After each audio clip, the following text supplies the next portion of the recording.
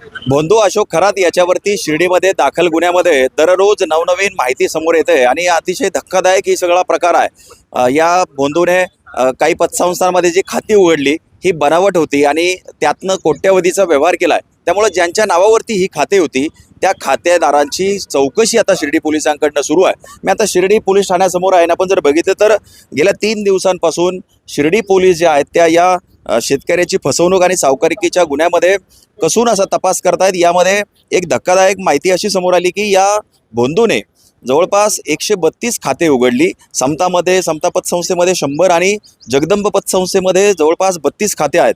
तर या सगळ्या चौकशीमध्ये असंही समोर आलं की जगदंबा पतसंस्थेचे जे नामकरण आवारे आहे यांनी तर अगोदरच असं म्हटलं होतं की या खात्यांशी माझा संबंध नाही। त्यानंतर या जगदंबा पतसंस्थेचा जो व्यवस्थापक आहे अविनाश कांडेकर याने देखील आपल्याला असं सांगितलंय की हे जी खाती आहे ही या भोंदूच्या प्रभावाखाली ही सगळी उघडली गेली। या खात्यांचा जो व्यवहार करण्याचा अधिकार त्याला दिला गेला आणि ही आमची चूक झाली हे या पतसंस्थेने मान्य केलं।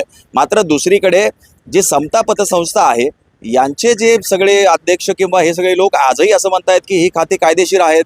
ज्या लोकांच्या नावावरती ही खाती उघडली गेली हे लोक त्या ठिकाणी आले, त्यांनीच खाते उघडले।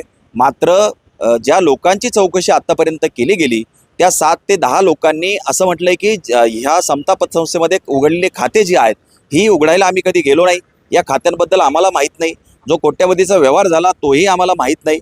त्यामुळं समता पतसंस्थेचा हा जो व्यवहार आहे किंवा त्यांनी केलेला जो कारभार आहे याच्यावर देखील प्रश्नचिन्ह निर्माण झालेला आहे। शिर्डी पोलिसांच्या तपासामध्ये आणखी काय काय माहिती समोर येणार हे पाहणं महत्त्वाचं ठरणार आहे।